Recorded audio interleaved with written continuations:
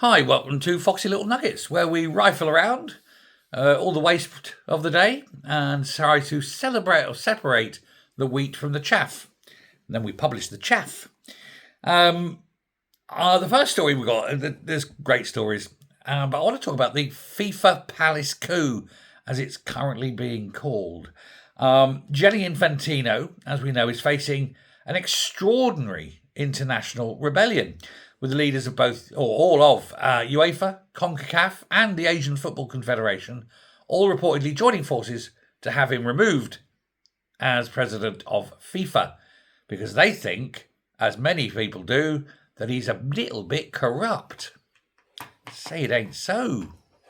The revolt follows Infantino's abandoned proposal to sell stakes in World Cup to an investment group led by Josh Kushner, the brother-in-law of Donald Trump's son-in-law, Jared Kushner. The plan caused uproar across international football. They had to be eventually withdrawn. It needed support and nobody wanted to support it. UEFA subsequently declared that it had lost confidence in Infantino, while England, Wales and several other national associations withdrew their support for his re-election next March. In fact, it was Wales what done it first. It was Wales that kicked this off. They were the first ones to say, we're not supporting you. Others have now come out. He is basically in a position he cannot win the election. So he won't. He's trying to avoid being, resigning, but he's certainly not going to be re-elected. Basically, the federations are now saying that they're prepared to paralyse FIFA if Infantino refuses to resign. Their options allegedly include boycotting meetings, refusing to approve FIFA decisions, and even, and this is the big one, establishing rival international tournaments outside of FIFA and possibly even a whole new association. UEFA has also ordered FIFA to preserve documents connected to the abandoned investment scheme, warning that legal or regulatory proceedings may follow. Earlier this year, Infantino reportedly believed he had the support of almost all 211 FIFA members. He is now said to have secured firm backing from only 15. He needs 106 votes to survive. He's got 15. What do we think is going to happen here? Yes, okay. For years, FIFA presidents have operated on the assumption that world football belongs to them. And now, all of a sudden, the associations have realised, no, it doesn't. Infantino will shortly discover as well that it's the countries with the teams, the players, the stadiums, and, rather inconveniently, the fans. He's going to pay the price. FAFO? F about and find out. Well, he's in the finding out part. Anyway, story 2. We're going to talk about Andy Burnham, because you can't get away with it, can you? Burnham is heading abroad for a little family holiday just 2 weeks after becoming Prime Minister. Good Lord, he must be worn out. Absolutely. He's worked so hard in 2 weeks, hasn't he? He's sat with a guitarist. He's made a couple of comments. He's walked the streets of Manchester. He's sung a bit of a Smith song. It's all very tiring, isn't it? But he previously indicated that he'd cancelled his trip because he had too much to do. But now officials have confirmed that the long-planned foreign break will go ahead. They're not saying where he's going. I don't care. I don't want him to come back, though. They're saying the Prime Minister will remain in contact with officials, hold meetings remotely, and return to Britain should any emergency require his presence. I think we've got several that might require his presence right now, but there we go. The timing has attracted criticism after Burnham spent his first fortnight announcing commitments on energy bills, bus fares, blah, blah, blah, 100 other things that's going to cost hundreds of billions of pounds. What he hasn't done, of course, is explain where that money's coming from. Also, in those 2 weeks, over 2,000 immigrants have come across the sea, and he's done nothing at all to stop that. Reform Chairman Lee Anderson said Burnham had already had enough, and he's decided that he's going to have to bunk off because it's too much. He's out of his depth already. Louise Haigh will be the most senior minister left in the country. God help us. A fraudster in charge of the country. Downing Street says she will not formally assume the Prime Minister's duties. Can you imagine the uproar if she did? Kleptocracy. Modern government, it seems, can be conducted from anywhere, as long as there's a telephone signal, a secure laptop, and somebody nearby willing to bring another drink with a small umbrella in it. I do like little drinks with small umbrellas in them, don't you? Anyway, talk about Kemi. Oh, Kemi. She's riding high in the hit parade, isn't she? She's overtaken Nigel Farage as the bookie's favourite to become the next Prime Minister, which is very weird because we're only talking about the individuals, not the parties.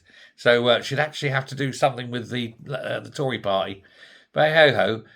William Hill has shortened the Conservative leader's odds from 5-1 to 3-1, so the money's moving to Kemi. Farage, who previously led the betting, has drifted 9-4. He's out to 7-2 now. Yeah, still a good chance though, isn't it? Punters also appear increasingly confident that Badenoch will remain Conservative leader until the next general election. Oh, I do. As long as she doesn't cock up, she should stay. There'll be no aptitude to change her just yet. However, bad result, I think she'll go.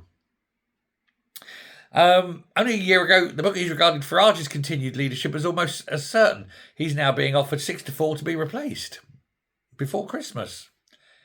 I wouldn't take that bet. Badenoch has earned praise from the Tory MPs and commentators for a performance at PMQs, although national opinion polls have continued to place Reform ahead of the Tories. That distinction is important. Bookies' odds, of course, don't tell us what voters would do. They just tell us what those people with a bit of spare cash would do. Not the same thing at all. But the markets think she'll be a better leader. The only problem, of course, is she's a Tory, so she was part of the problem. She was the one who had 14 years to stop the invasion on the south coast and didn't, and was in fact part of the problem when it comes to bringing in hundreds of thousands of Afghanis, costing £7 billion, and then going to the High Court to get an injunction to stop us knowing about it. That's the big problem, isn't it?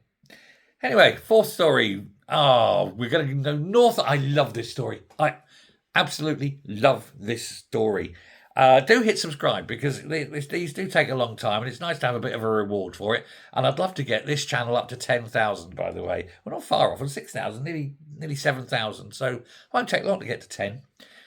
So hit it. But this one's a cracker. Scotland's victims, of course it's had to be victims minister. Scotland's victims minister, Kirsten Oswald, awful woman, has helped launch a campaign encouraging passengers to recognise and report sexual harassment on the railway network. The initiative involves Crime Stoppers Scotland, British Transport Police, Network Rail, ScotRail and other groups. Oswald said harassment must always be taken seriously. All victims must be supported and those responsible must face justice.